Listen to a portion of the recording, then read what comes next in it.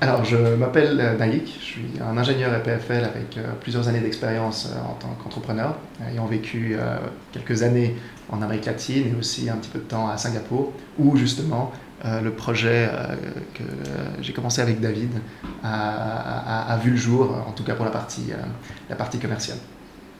Quant à moi, c'est David, ingénieur aussi, beaucoup plus focalisé, Naïk est plus entrepreneur, on va dire, dans la réflexion business, moi beaucoup plus intéressé sur la partie développement produit, donc captivé toujours par me dire comment est-ce qu'un objet peut vraiment définir un humain dans la société matérialiste dans laquelle on se trouve. Et c'est vraiment cette notion de développement projet, avec cette ambition qu'on a ensemble de transformer cette industrie, qui a été un peu le moteur de ce départ d'ALR.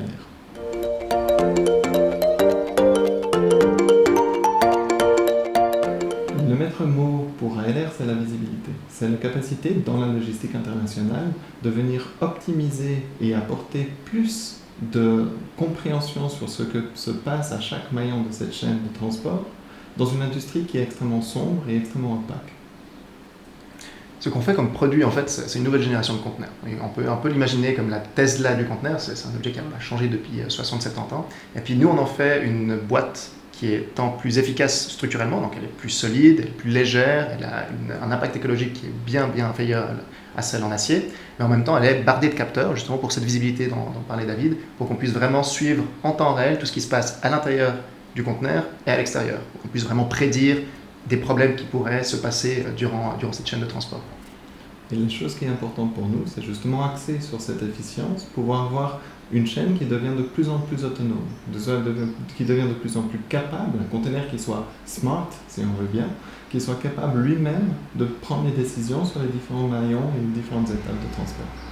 Et ça transformera le monde.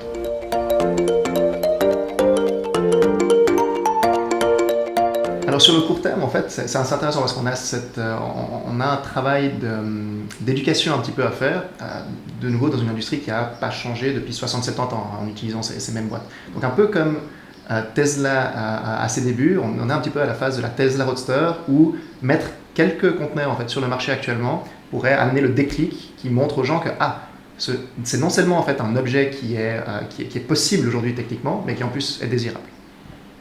Et du point de vue du développement produit, il y a vraiment toute la phase de certification qui est la priorité. C'est-à-dire la certification de la structure en elle-même pour qu'elle puisse supporter des cas de chargement normaux qui sont actuellement ceux appliqués sur les conteneurs acier, mais en même temps toute la partie de l'intelligence du cerveau, toute la partie électronique qui elle aussi doit pouvoir être certifiée pour pouvoir transiter tout autour du monde.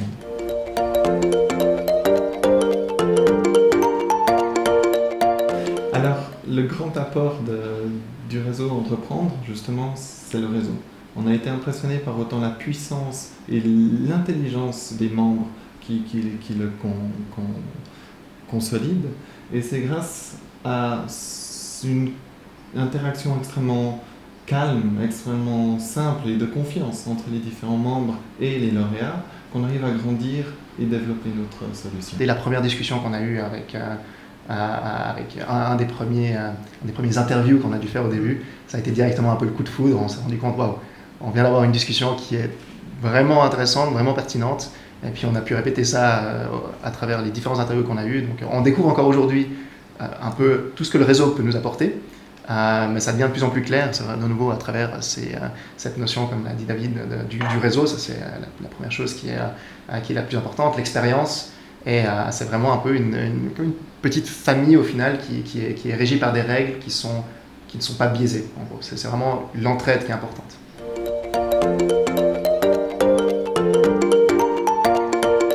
L'aspect encore peut-être fondamental qui est, je pense, extrêmement fédérateur sur chacun de ses membres, c'est cette notion de confiance qui vient aussi à travers de tous les niveaux. Confiance entre les lauréats qui se supportent, qui s'entraident, qui s'écoutent. Confiance entre les mentors et les lauréats avec lesquels on peut s'exprimer librement.